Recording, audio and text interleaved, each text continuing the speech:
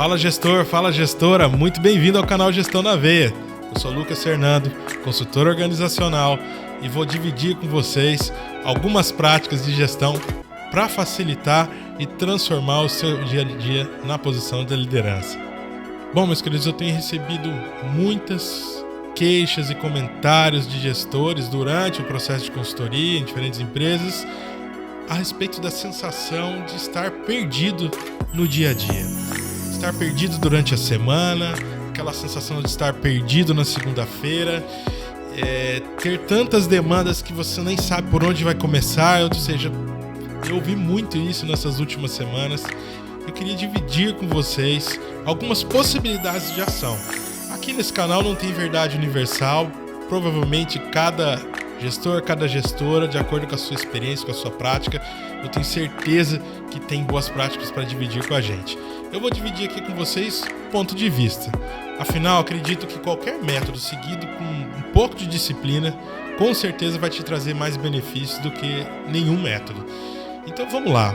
Por onde eu começaria a organizar a minha vida se eu fosse um gestor início de carreira, um gestor que está muito atribulado, com muitas demandas? Bom, a primeira ação, eu imagino que seja uma conversa muito franca e direta com o seu superior imediato. Uma conversa onde você vai poder perguntar para ele quais são as expectativas em relação ao seu trabalho, quais são as principais entregas, não é? Em termos de importância, de prazo, complexidade, enfim, o que esse superior espera de você. E aí você pode dar uma sofisticada nessa conversa. O que você espera para esse primeiro mês, para os próximos 3 meses, para o primeiro semestre, para o segundo semestre do ano, aí é contigo. Um outro tempero que deve, sempre que possível, vir para essa conversa é o alinhamento com o planejamento estratégico. Porque assim você pode ter uma conversa muito bacana que acomode tanto as expectativas do seu gerente ou do seu diretor, do seu superior imediato, quanto as expectativas da empresa em termos dos objetivos estratégicos lá do planejamento estratégico. Bom, para quem não está acostumado a falar sobre planejamento estratégico, eu vou gravar um próximo vídeo falando exclusivamente sobre isso e como que o gestor pode navegar aí participando, fazendo as entregas dentro do planejamento estratégico.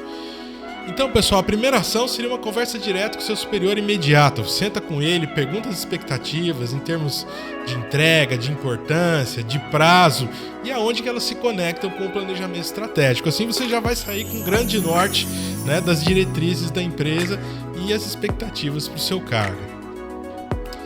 Número 2, processos. Com certeza você tem um volume enorme de processos que estão sob a sua responsabilidade. Se a empresa já te forneceu manuais, procedimentos, uma visão global sobre esses processos, basta você ir para lá e fazer um grande estudo sobre isso. Eu já vou explicar como você pode fazer. Mas se você ainda não tem, sua empresa é pequena, ainda não tem esse nível de organização, você pode pegar uma bela de uma folha de papel, uma caneta e desenhar um senhor de um mapa mental, contemplando todas as áreas que você é responsável. Talvez durante a elaboração do mapa mental você vai perceber que ficaria mais simples agrupar alguns processos em grandes áreas, em grandes blocos. Talvez faça mais sentido para você e fique mais simples de compreender. Afinal, o mapa mental é a sua percepção sobre um grupo de coisas. Então, fique à vontade, acomode como fizer mais sentido para você.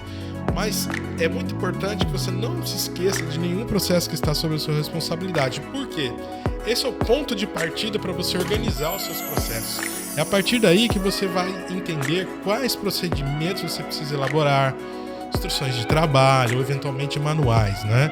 É legal a gente ter essa visão, né? A instrução de trabalho, ela é algo aplicado a tarefas menores e repetitivas. Aquilo que precisa ter, de repente, uma evidência fotográfica, uma orientação fotográfica, uma imagem, um esquema, para facilitar muito para as equipes na operação, tá ok? O procedimento, ele organiza todas as etapas, ou seja, todas as instruções de trabalho para um processo. E um manual, ele agrupa diversos processos. Você pode ter um manual para um grande bloco de processos, tá ok? Como, por exemplo, o manual das rotinas do financeiro de uma empresa, o manual das rotinas de atendimento de uma empresa. Então você agrupa esses processos dentro de um arquivo maior que a gente chama isso de manual. E aí fica a seu critério. Mas uma pergunta muito recorrente nesse aspecto é o seguinte: eu preciso mapear todos os processos? Se você ainda não tem processos mapeados, eu sugiro que você comece mapeando talvez por alguns critérios, que podem ser aquelas atividades que mais se repetem, ou seja, essas precisam ser mapeadas e formalizadas, ou aquelas que as pessoas têm mais dúvidas, aquele processo que gera mais dificuldade para fazer pela sua complexidade ou porque ainda não está mapeado, não está disseminado e as pessoas não têm tanta familiaridade, ou aqueles processos que têm mais risco, né? Ou seja, existem processos que muitas vezes são repetidos em menor volume, não são tão comuns, né? A realização dessas tarefas, desses processos, mas eles têm um alto risco, né? Se forem feitos de maneira equivocada, pode trazer uma cascata de consequências ruins aí para outros processos, prejuízos para a empresa e para as pessoas. Então eu sugiro que você comece por aí. Comece a organizar os processos para aqueles que mais se repetem, ou aqueles que têm mais dúvida ou maior complexidade, ou aqueles de maior risco. Por que a gente está falando de processos? Porque não adianta você partir para a gestão de pessoas com processos confusos, porque por mais que você estimule as pessoas e busque o engajamento, se elas não sabem, né, o que a empresa espera delas, se elas não têm as ferramentas para trabalhar, e aí a gente coloca procedimento é ferramenta, informação é ferramenta, computador é ferramenta, estação de trabalho é ferramenta, tudo é ferramenta. Se elas não têm isso claro, isso não está disponível para elas, não há motivação e engajamento que dure, porque basta trabalhar ali 1 ou 2 semanas naquele posto de trabalho desorganizado, sem ordem de prioridade, sem informações para consultar, sem as ferramentas, equipamentos e informações adequadas, que o nível de estresse vai lá em cima e o resultado acaba sendo ruim. Então, comece nessa segunda etapa, organizando a casa, pelo menos os principais processos.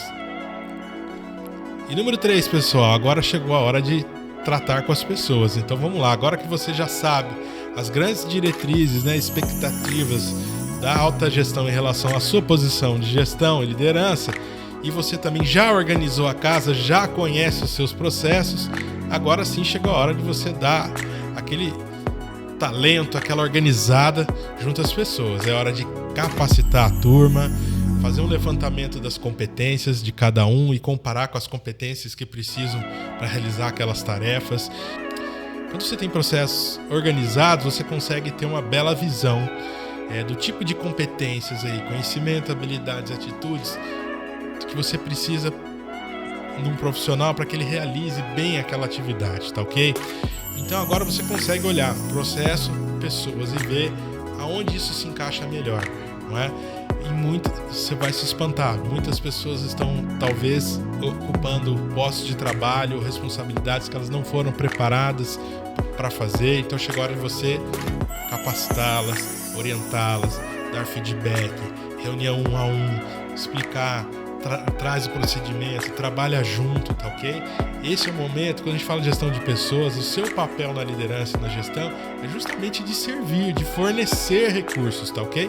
Recurso pode ser treinamento, apoio emocional, apoio técnico, informação, encaminhar ele para um curso externo, ou seja, tudo que você puder fazer para clarificar, né, melhorar a compreensão dele e a capacidade de entrega sobre os processos, é isso que a empresa espera de você. Número 4, cuidar dos seus indicadores. Agora que você já sabe as diretrizes que a empresa delineou para você, determinou para você no cargo de liderança e gestão, você já organizou seus processos e você já preparou as pessoas para fazer as entregas dentro desses processos. Agora você precisa monitorar seus indicadores. Você precisa saber se esses processos têm entregas adequadas em termos de desempenho, ou seja, quantidade, quando a gente fala de produção, volume, né, isso está ligado a desempenho, e também qualidade, porque às vezes a sua equipe consegue entregar muito volume, mas com qualidade um pouco mais fragilizada, ok? Ou preza pela qualidade, mas não consegue entregar volume e desempenho. Então, é importante que você consiga, através dos indicadores, vai ser possível fazer esse tipo de análise. Então, verifique já no planejamento estratégico, porque provavelmente lá já estão separados os indicadores que você vai precisar acompanhar e organizar, tá? Como também você pode desenvolver indicadores específicos para o seu setor e aí fazer acompanhamentos. Lembrando aqui que de indicadores, também não é raro a gente encontra aquele gestor que deixa para fazer o relatório dos indicadores com análise crítica na véspera da reunião de apresentação mensal, ou seja, gente, aí já perdeu completamente o propósito de fazer o relatório. Eu compreendo que durante o mês vocês são sobrecarregados com uma série de demandas, tarefas e responsabilidades, isso tudo concorre, né, com esse trabalho aqui de fazer a gestão e tudo mais. Mas o indicador serve para que você corrija o processo ainda dentro do mês.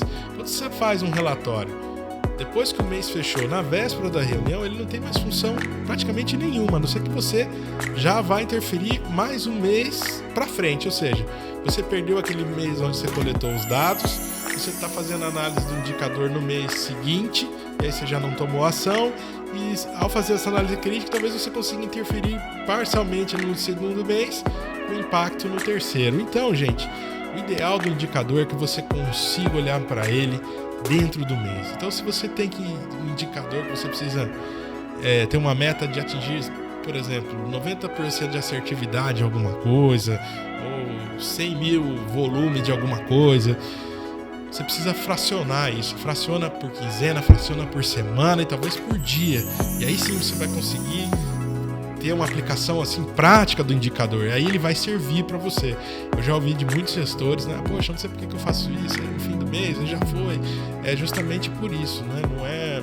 Ninguém faz isso de pirraça, não é isso, mas o indicador serve para que você tome decisões dia por dia. Só que o indicador é mensal e a prática é diária. Então vai lá, pega seu indicador, fraciona ele quinzena, semana, dia, e você vai ter uma bela ideia quando você chegar lá na sua equipe, ver o que está acontecendo e comparar com a meta diária, você vai conseguir entender se você está no caminho para atingir a meta, está acima, está abaixo, e aí sim interferindo dia após dia nesse indicador, tá ok?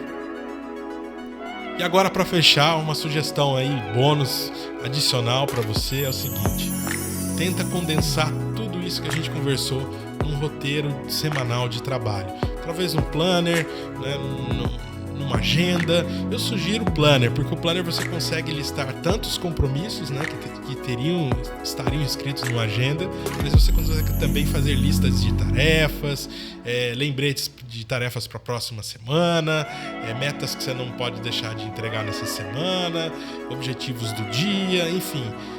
Existem uma imensidão aí de opções de planner, né, no mercado, na internet, mas se você não tem nem ideia do que eu estou falando ou não sabe onde encontrar, é só mandar um comentário aqui pra gente, vai ser um prazer mandar o nosso modelo para você, porque trazendo isso para um roteiro de trabalho, um planner semanal, você vai conseguir diminuir o seu estresse, pegar toda essa boa prática que você desenvolveu e melhorou e vai trazer isso uma organização. Você vai chegar na empresa na segunda-feira com muito mais segurança, com clareza de onde você vai estar na segunda-feira, onde você vai colocar sua energia na terça, na quarta e na quinta. Você vai saber quais são os dias e períodos que você vai colocar energia e foco naqueles projetos maiores do planejamento estratégico. Você vai conseguir saber quais são os períodos e dias que você determinou para fazer acompanhamento e feedback para o seu time, quais são os períodos que você vai parar, sentar ali na sua mesa para pensar essas práticas de gestão, fazer análise crítica dos seus indicadores, e tenho certeza que a sua vida vai ficar muito menos angustiante, muito mais tranquila, muito mais clara, e você vai conseguir entregar resultados muito melhores. Faz o seguinte, escreve aqui pra gente quais são as práticas de gestão que mais te ajudam a ter clareza e entregar melhores resultados aí no dia a dia. Foi um prazer estar aqui com você, espero que essas dicas contribuam de alguma forma para a sua carreira como gestor, para o seu dia a dia, e até a próxima, porque a gestão transforma.